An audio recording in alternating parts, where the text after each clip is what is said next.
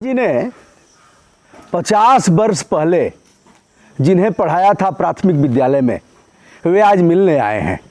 नरसिंह भैया के 3 बेटे हैं, एक बेटी है, एक बेटे इनके दरोगा हैं, एक और फोर्स में बताएंगे।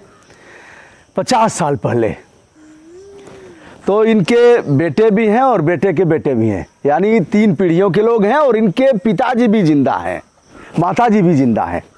आइए हम बात करते हैं। पिताजी हमारे उस समय प्राथमिक विद्यालय अडिला में अध्यापक थे। भवन उस समय चलता था खपरेल के। पिताजी बताइए किस सन में आप थे अडिला? सन 64, 65, 66, 67, 68, 69 तक थे। 64 से 69 तक। हाँ। तो नरसिंह भैया कब पढ़े थे वहाँ? उसी बीच में पढ़े थे। अच्छा, तो नाम सबका याद था आपको? जितने लड़के पढ़ते थे सबका याद था? उन दिनों तो याद था, बाद के दिनों में धीरे धीरे भूलता गया, लेकिन इनको आप नहीं भूले थे। तो नरसिंह भैया बताइए।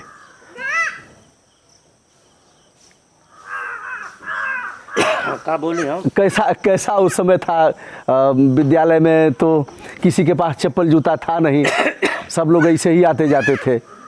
हाँ, खपरेल का मकान था। खपड़ेल का मकान था, मड़ई थी और बगैर चप्पल के हम लोग स्कूल में पढ़ते थे। दुधिया और पोचारा, मिट्टी का वो जो था बोरिका बना था, उसी को हम लोग को लेकर जाते थे। पटरी को जो है मतलब उस पचारे से पचर करके उसको शीशी द्वारा मारते थे और हम लोग जो है मतलब इसी तरह पढ़ाई करते थे। और गुरुजी हम लोग को बहुत प्यार से पढ़ाते थे। मारते भी थे? नहीं, गुरुजी तो हमारे समझ से हमको कभी एक सिटकुन भी नहीं छुए। आप पढ़ने में अच्छे रहे होंगे? हमारा व्यवहार कुछ ऐसा था कि हम गाने में भी बहुत अच्छे थे। अच्छा। ब्लॉक पर भी गाते थे और प्रतियोगिता में भी हम गाते थे। हमारी कला गाने की अजीब थी। अच्छा। उस कला को लेकर के गुरुजी हमको बहुत मानते थे। और आज भी हमारी 60-62 साल की अवस्था में आवाज़ तो बदल गई है, लेकिन आवाज़ वही है। अभी भी गा लेते हैं? हाँ, अभी भी गा लेता हूँ। इसके बाद हमने बिरहा जगत में गया तो हमने बेचंस के साथ भी गाया, नंदलाल के साथ भी गाया, मुस्तफा के साथ भी गाया। लेकिन हमारी आर्थिक समस्या कमज़ोर थी तो मैंने मजदूरी करके और बच्चों को पढ़ाना शुरू किया। मेरा भगवान से ये प्रार्थना थी कि मेरा लड़का बापू में पढ़े, तो मेरा लड़का बापू में पढ़ा। और भगवान से हमने प्रार्थना किया कि मैंने पीजी कॉलेज का गेट देख चुका हूँ, लेकिन मेरा ये भाग्य नहीं है कि मेरा लड़का पढ़े। फिर भी मैंने फटी हुई धोती में अपने बच्चे को एडमिशन जब मैंने पीजी कॉलेज में कराया तो मेरा लड़का वहाँ भी पढ़ा। दूसरा लड़का, पहले लड़के क्या करते हैं आपके? विनय कुमार पहला लड़का जो है इस समय ये बापू से इंटर किया और पीजी कॉलेज में बीएससी किया, लेकिन बीएससी पूरा नहीं किया। इसके बाद जो है 2009 में उसको सर्विस मिल गई बीएसएफ में। हाँ, इस समय 3 साल जो है मतलब बनारस में एनडीआरएफ में कार्य किया और उसके बाद जो है ने वहाँ से सीओ उनका मेडल पुरस्कार किया। इस समय जो है कि बीएसएफ में जब वो कागज़ निकला तो मतलब अपना जो है ट्रेनिंग करके और पास करके आज जो है अमृतसर में बीएसएफ में एसआई के पद। उप निरीक्षक हैं बीएसएफ में इनके बड़े लड़के। और दूसरे लड़के? दूसरा लड़का वरुण कुमार रेलवे में कांस्टेबल, लेकिन इस समय ट्रेनिंग सेंटर में वह जो है स्किनर का काम कर रहा है और बच्चों को ट्रेनिंग दे रहा है। तीसरे लड़के इनके बीटीसी और वह करने के बाद मैंने प्रार्थना किया कि प्रभु मैंने बनारस में मजदूरी किया, लेकिन हमारा लड़का कोई पढ़ ले। तो मेरा लड़का छोटा देवव्रत कुमार जाकर के बीएचयू में टेस्ट निकाल के एडमिशन लिया और जो है वहाँ से बीए किया।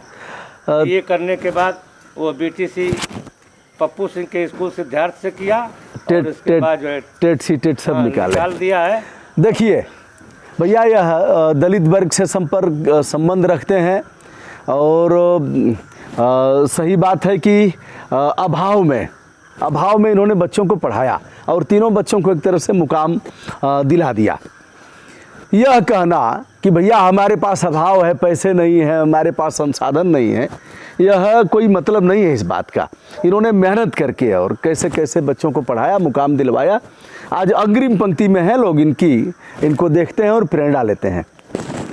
हमारा लड़का की शौक थी, उसने आपके सामने पहलवानी किया, बनारस से भी लड़ा, गोरखपुर से भी लड़ा, मऊ से लड़ा, आजमगढ़ से भी लड़ा और पढ़ाई छोड़ करके देखिए इसी अभाव में इन्होंने एक बच्चे को पहलवान भी बनाया।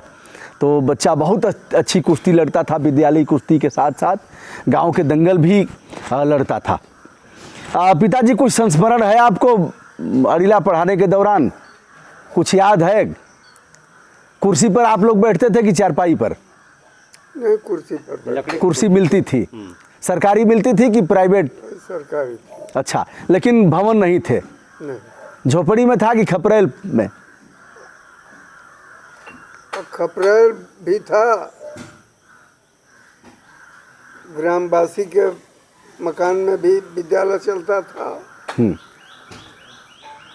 बाद में विद्यालय जब हम लोग एक में पढ़ने गए, हाँ, तो अशोक दुबे का बंगला था, उसी बंगले पर पढ़ाई होती थी। पहले ऐसा ही होता था, मिट्टी के घर होते थे और कोई दे देता था, उसमें भी विद्यालय चलते थे। तब मिट्टी के घर होते थे, खपरेल के मकान होते थे, झोपड़ी होती थी, लेकिन अध्यापक नियमित जाते थे, बच्चों को पढ़ाते थे। जूनियर में कक्षाएं रात को भी चलती थी लालटेन लेकर के, और लोग जाते थे, ढिबरी में बच्चे पढ़ते थे। लेकिन आज भवन है, सारी सुविधाएं हैं, अच्छा वेतनमान है। उस समय अध्यापक गांव में रुकते थे, जहाँ आप भी रुकते थे पहले ना?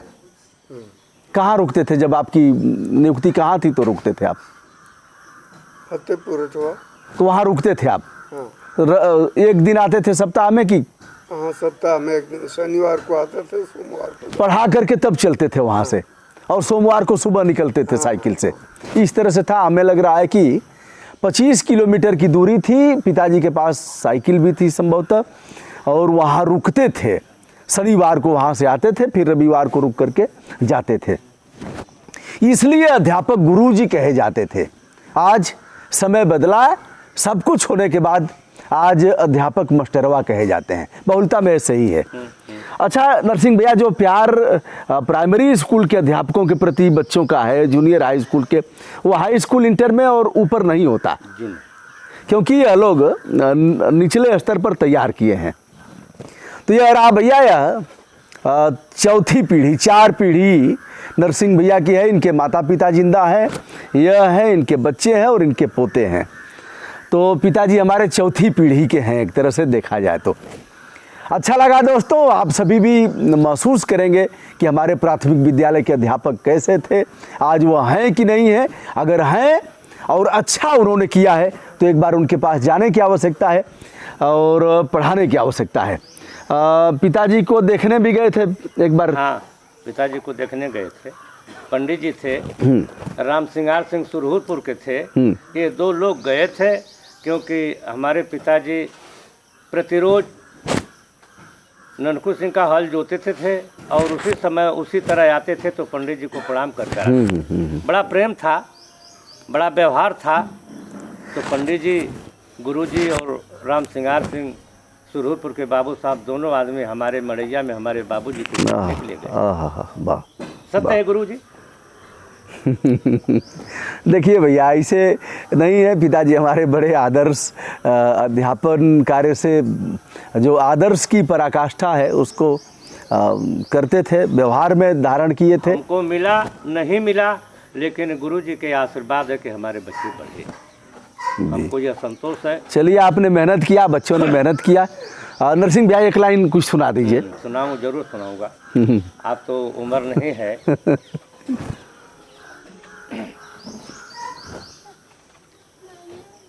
लहर लहर लहराजे रे केसरिया, लहर लहर लहराजे रे केसरिया, बहे सुरभि पवन फूल बरिस गगन धरा, पावन रे पावन रे, लहर लहर लहराजे रे केसरिया। राणा शिवा लक्ष्मी बाई खाए जंगल की घास हो।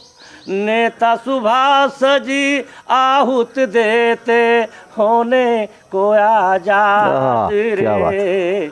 ये है हमरे देशवा की पावन रे जगिरिया, ये हमरे देशवा की पावन रे जगिरिया। बहे सुरभि पवन फूल बरिस गगन धर पावन रे, पावन रे।